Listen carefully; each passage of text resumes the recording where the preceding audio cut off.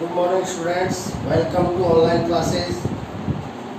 Today we start molecular mass of polymer. We know that in polymer many monomer units are connected with covalent bond. Polymer में क्या है, बहुत सारी unit है वो joint होती है. अब मैनी यूनिट्स होंगी तो जो मोलिकुलर मास क्या होगा, हाई होगा. मैनी यूनिट्स इन पॉलीमर, सो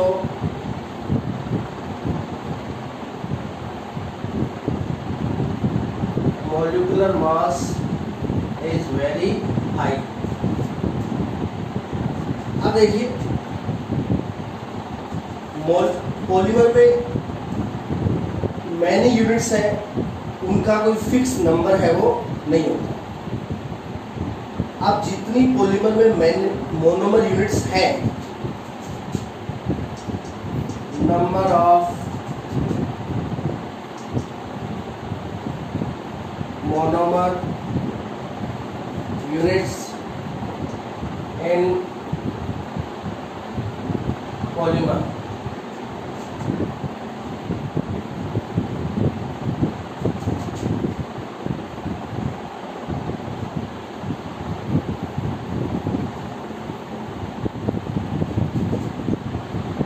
अब देखिए पॉलीमर के अंदर मोनोमर यूनिट्स का जो नंबर है वो होता है क्या, रेट ऑफ पॉलीमराइजेशन.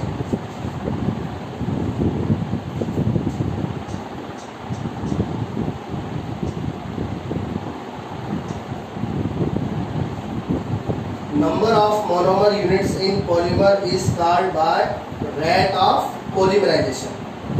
तो ध्यान रहे, रेट ऑफ पॉलीमराइजेशन क्या होता है. पॉलीमर के अंदर जो मोनोमर यूनिट्स हैं उनका नंबर, यानी जो मोनोमर यूनिट्स हैं वो कितनी है, उसे क्या कहेंगे, रेट ऑफ पॉलीमराइजेशन कहेंगे. अब देखिए पॉलीमर में मैनी मोनोमर यूनिट्स होती हैं और उनका जो नंबर है वो फिक्स नहीं होता. अब उनका जो नंबर है वो फिक्स नहीं होता, not fix number of monomer units in a polymer. अब पॉलीमर में मोनोमर यूनिट्स का नंबर है वो फिक्स नहीं होता, इसलिए पॉलीमर का जो मॉलिक्यूलर मास है वो एवरेज में निकाला जाता है. सो molecular mass of polymer calculate in average. इसलिए पॉलीमर का जो मॉलिक्यूलर मास है वो किस में निकाला जाता है, एवरेज में निकाला जाता है. एवरेज में क्यों निकालते हैं, क्योंकि पॉलीमर में जो मोनोमर यूनिट्स हैं उनका नंबर है वो फिक्स नहीं होता. अब पॉलीमर में कितनी मोनोमर यूनिट्स हैं, मैनी यूनिट्स हैं, लेकिन वो कितनी है ये फिक्स नहीं होता, इसलिए पॉलीमर का जो मॉलिक्यूलर मास है वो एवरेज में निकाला जाता है. और पॉलीमर में जितनी मोनोमर यूनिट्स प्रेजेंट होती है उसको कंबाइंडली कहा जाता है रेट ऑफ पॉलीमराइजेशन. और पॉलीमर में मैनी यूनिट्स होती हैं, इसलिए पॉलीमर का जो मोलिकुलर मास है वो क्या होता है, वेरी हाई होता है. उस मोलिकुलर मास को कैलकुलेट किया जाता है किसमें, एवरेज में, because not fix number of monomer units in polymer. अब देखिए पॉलीमर का जो मोलिकुलर मास है जो एवरेज में कैलकुलेट किया जाता है उसको किस टाइप से कैलकुलेट करेंगे. तो पॉलीमर के मॉलिक्यूलर मास को कैलकुलेट करने के 2 मेथड्स हैं. देखिए कौन कौन से हैं.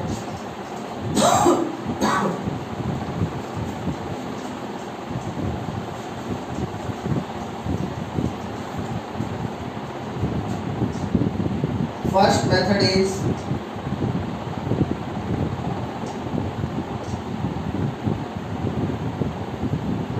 नंबर एवरेज मॉलिक्यूलर मास। अब देखिए अपन ने कहा था ना पॉलीमर का मॉलिक्यूलर मास है वो एवरेज में निकाला जाता है, तो देखिए यहाँ पे एवरेज आ रहा, तो ये मेथड है नंबर एवरेज मॉलिक्यूलर मास। अब देखिए इसको रिप्रेजेंट किया जाता है mn बार से, इसको रिप्रेजेंट करते हैं mn बार से। कैपिटल M है उसका मीन है मॉलिक्यूलर मास, मॉलिक्यूलर मास के लिए आ गया कैपिटल M, और यहाँ पे स्टार्टिंग में है नंबर, तो नंबर के लिए आ गया स्मॉल m, और एवरेज के लिए बार, तो इसको शो करते हैं mn बार से। और जो सेकंड मेथड है वो है wait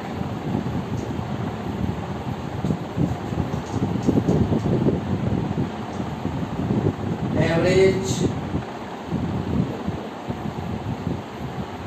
molecular mass. Second method है वेट एवरेज मॉलिक्यूलर मास, इसमें भी एवरेज आ रहा है। अब देखिए मॉलिक्यूलर मास के लिए m, और यहाँ पे स्टार्टिंग में आ रहा है वेट, तो वेट के लिए स्मॉल w और एवरेज के लिए बार। तो ये टू मेथड्स हैं पॉलीमर के मॉलिक्यूलर मास को कैलकुलेट करने के लिए, और ये एग्जाम में आते, लास्ट ईयर एग्जाम में पूछा गया था नंबर एवरेज मॉलिक्यूलर मास का formula, what is number average molecular mass. तो देखिए काफी इंपॉर्टेंट है ये। तो नंबर एवरेज मॉलिक्यूलर मास को रिप्रेजेंट करते हैं mn बार से, और वेट एवरेज मॉलिक्यूलर मास को रिप्रेजेंट करते हैं mw बार से। अब देखिए अपन फर्स्ट करते हैं नंबर एवरेज मॉलिक्यूलर मास। अब देखिए अपन क्या करेंगे, पॉलीमर के बहुत सारे सैंपल ले लेंगे और उन सैंपल से अपन देखिए mn बार के थ्रू मॉलिक्यूलर मास कैसे निकालेंगे। जो फर्स्ट सैंपल है उसमें मान लीजिए नंबर ऑफ मोनोमर यूनिट्स क्या है n1, और इस सैंपल में वन मॉलिक्यूल का जो मॉलिक्यूलर मास है वो है m1। तो कंप्लीट सैंपल का जो टोटल मॉलिक्यूलर मास है वो क्या आ जाएगा n1 इंटू m1, यानी वन मॉलिक्यूल का जो मॉलिक्यूलर मास है उसको मल्टीप्लाई कर देंगे किससे, नंबर ऑफ मॉलिक्यूल से। तो नंबर ऑफ मॉलिक्यूल्स है n1 और वन मॉलिक्यूल का मॉलिक्यूलर मास है m1, तो इसका टोटल मास क्या हो जाएगा n1 इंटू m1। तो ये फर्स्ट सैंपल का क्या आ गया टोटल मॉलिक्यूलर मास। अब जो सेकंड सैंपल है उसमें नंबर ऑफ मॉलिक्यूल n2 हो जाएगा और वन मॉलिक्यूल का मॉलिक्यूलर मास m2, तो सेकंड सैंपल का जो टोटल मॉलिक्यूलर मास है वो हो जाएगा n2 इंटू m2। अब जो थर्ड सैंपल है उसमें number of molecule n3 and one molecule का मॉलिक्यूलर मास m3, तो टोटल मॉलिक्यूलर मास हो जाएगा n3 इंटू m3। अब मान लीजिए अपने पास पॉलीमर के मैनी सैंपल्स हैं, अब मैनी सैंपल्स के लिए नंबर ऑफ मॉलिक्यूल ni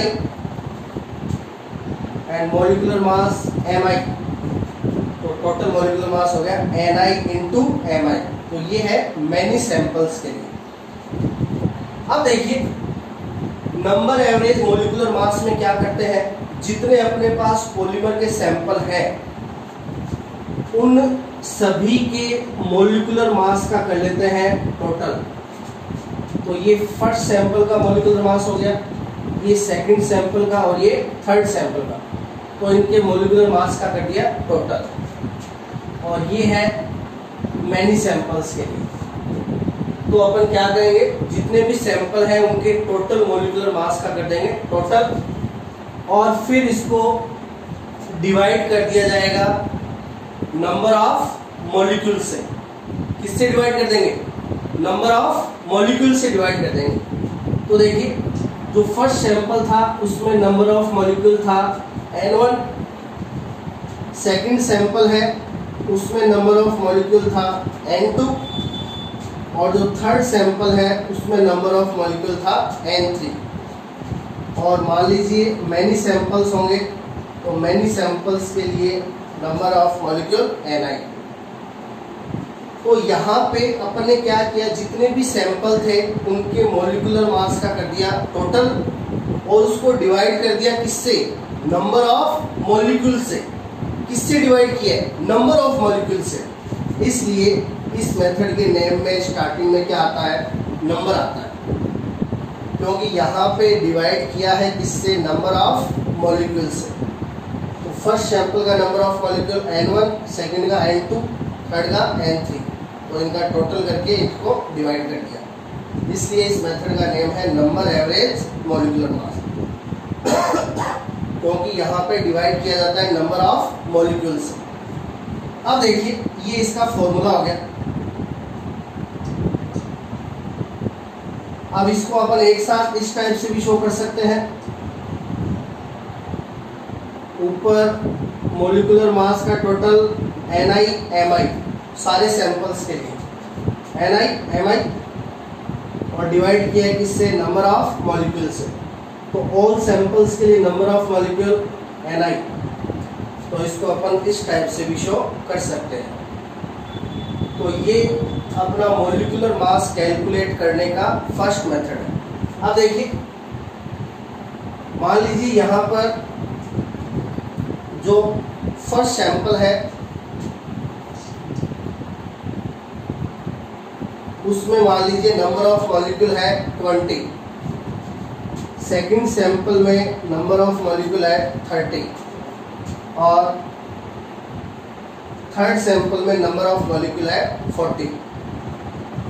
तो यहाँ पे N1 की जगह आ जाएगा 20, N2 की जगह आ जाएगा 30, और N3 की जगह आ जाएगा 40, और नीचे भी N1 की जगह 20, N2 की जगह 30, N3 की जगह 40। अब मान लीजिए फर्स्ट सैंपल है उसका मॉलिक्यूलर मास दे दिया जाए 20,000, तो यहाँ M1 की जगह क्या आ जाएगा? 20,000 आ जाएगा। सेकंड सैंपल है उसका मॉलिक्यूलर मास दे दिया जाए 40,000, तो यहाँ M2 की जगह क्या आ जाएगा? 40,000 आ जाएगा। और थर्ड सैंपल का मॉलिक्यूलर मास दे दिया जाए 30,000, तो यहाँ M3 की जगह क्या आ जाएगा? 30,000 आ जाएगा। तो अपन को कह दिया जाएगा कि इसका मॉलिक्यूलर मास कैलकुलेट करिए by number average molecular mass.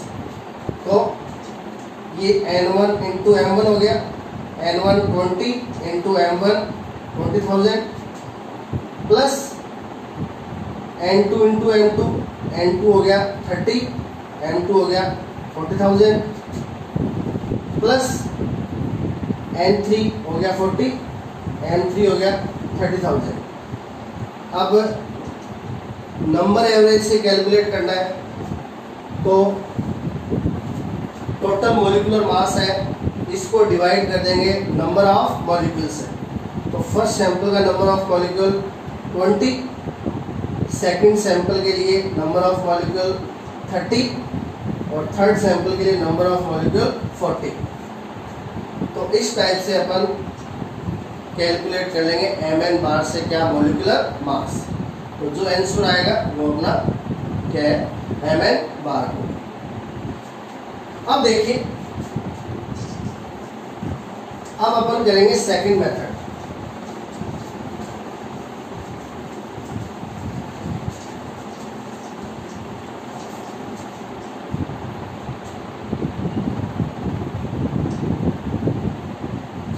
Second method है वेट एवरेज मॉलिक्यूलर मास, इसको डिनोट करते हैं MW बार से। अब देखिए पहले वाले मेथड में अपन के टोटल मॉलिक्यूलर मास को डिवाइड किया था नंबर ऑफ मॉलिक्यूल से, यहाँ पे डिवाइड किया जाएगा वेट से। किससे डिवाइड करेंगे? वेट से। अभी उसमें स्टार्टिंग में नंबर आ रहा था, इसमें स्टार्टिंग में वेट आ रहा है। तो देखिए यहाँ पे क्या करता है, यहाँ पे ये है फर्स्ट सैंपल का टोटल मॉलिक्यूलर मास, इसको मल्टीप्लाई कर देंगे फर्स्ट सैंपल के 1 मॉलिक्यूल के मॉलिक्यूलर मास से। ये सेकंड सैंपल का टोटल मॉलिक्यूलर मास, इसको भी मल्टीप्लाई कर देंगे सेकंड सैंपल के 1 मॉलिक्यूल के मॉलिक्यूलर मास से। ये है थर्ड सैंपल का टोटल मॉलिक्यूलर मास, इसको भी मल्टीप्लाई कर देंगे थर्ड सैंपल के 1 मॉलिक्यूल के मॉलिक्यूलर मास से। और मैनी सैंपल्स के लिए कर देंगे NiMi इंटू Mi। अब देखिए इन सभी का कर देंगे टोटल।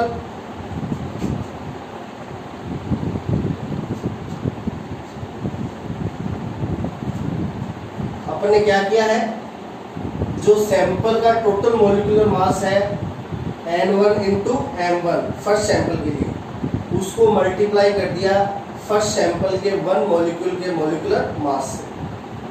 ऐसा ही सेकंड के लिए किया है, ऐसा ही थर्ड के लिए किया है, और ऐसा ही मैनी मॉलिक्यूल से। अब सभी का टोटल करके इसको डिवाइड कर दिया जाएगा सैंपल्स के टोटल वेट से या मॉलिक्यूलर मास से। अब देखिए फर्स्ट सैंपल का वेट है N1 into M1। First sample में नंबर ऑफ मॉलिक्यूल क्या है? N1, और 1 मॉलिक्यूल का वेट कितना है? M1। तो इसका टोटल वेट क्या हो गया? N1 into M1। फिर सेकंड सैंपल के लिए total weight N2 into M2, और थर्ड सैंपल के लिए total molecular weight N3 into M3, और मैनी सैंपल्स के लिए NiMi। तो यहाँ पे डिवाइड किया गया है टोटल मॉलिक्यूलर वेट से डिवाइड किया है, तो यहाँ पे वेट से डिवाइड कर रहे हैं, इसलिए इसका नेम है वेट एवरेज मॉलिक्यूलर मास। तो ये फॉर्मूला है MW बार के लिए। अब देखिए M1 इंटू M1 स्क्वायर हो जाएगा, तो ये N1 M1 square plus M2 into M2 square हो जाएगा, M2 square plus M3 square NiMi square, और इसको डिवाइड कर देंगे टोटल मॉलिक्यूलर वेट से। तो N1 इंटू M1 ये फर्स्ट सैंपल के लिए total molecular weight, N2 into M2 ये सेकंड सैंपल के लिए total molecular weight, N3 into M3 ये थर्ड सैंपल के लिए टोटल मॉलिक्यूलर वेट,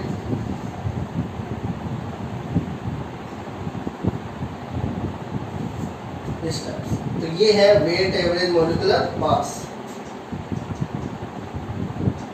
अब इसको सभी सैंपल्स के लिए कंबाइंडली ऐसे भी शो कर सकते हैं। ऊपर तो आ जाएगा NiMi स्क्वायर, और नीचे आ जाएगा डिवाइड बाय NiMi। तो इस टाइप से अपन मॉलिक्यूलर मास कैलकुलेट करते हैं बाय MW बार, वेट एवरेज मॉलिक्यूलर मास। अब देखिए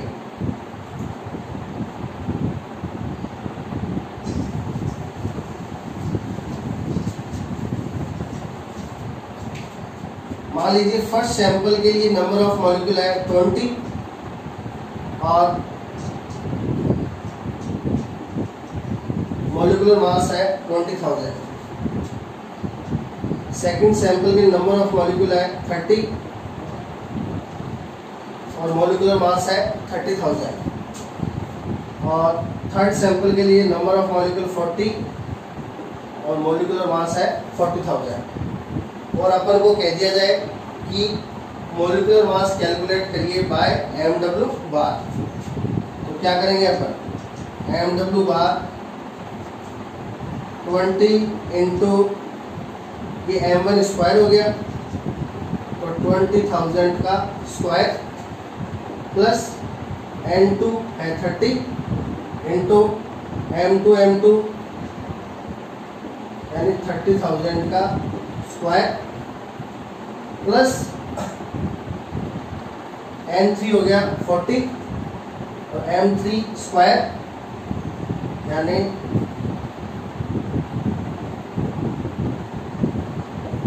40,000 का स्क्वायर टोटल कर दिया।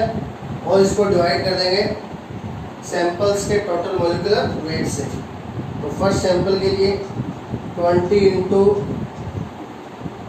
20,000 ये हो गया, प्लस सेकंड के लिए 30 इंटू 30,000 प्लस थर्ड सैंपल के लिए 40 इंटू 40,000। तो इस टाइप से अपन मॉलिक्यूलर मास कैलकुलेट कर लेंगे बाय mw बार से। तो ये अपने मॉलिक्यूलर मास कैलकुलेट करने के 2 मेथड्स हो गए, number average molecular mass and weight average molecular mass. तो इससे रिलेटिव आपकी बुक में एक क्वेश्चन एज ए न्यूमेरिकल दिया हुआ है, तो उसको आप कर लेना। और जो आगे का जो इस लेसन में 1 टॉपिक है वो अपन नेक्स्ट क्लास में करेंगे, फिर ये लेसन है वो कंप्लीट। Thank you.